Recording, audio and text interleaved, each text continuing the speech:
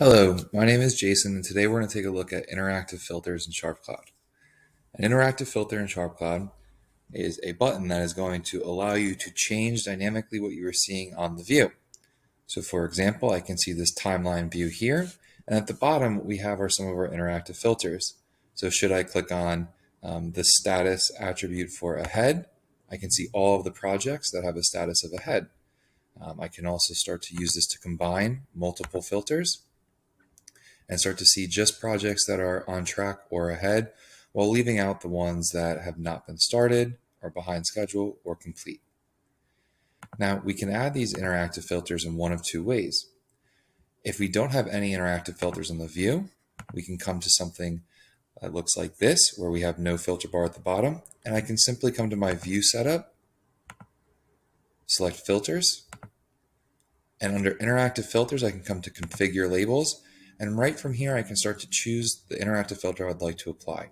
So should I like to filter by category, I can simply select categories and just close this.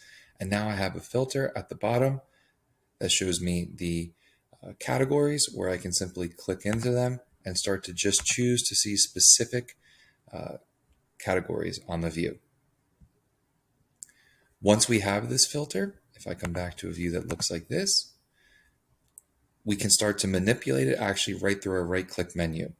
So if I want to look at availability, I can right-click on this. I can actually add a new filter from here, delete this filter, or even simply just quickly change the filter if I wanted to change it to impact.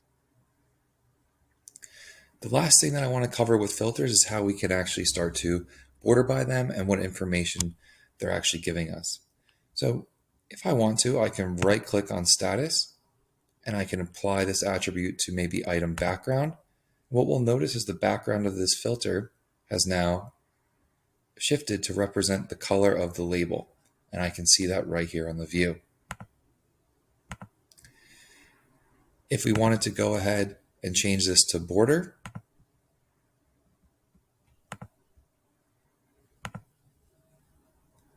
we can see that that interactive filter now has a border around it.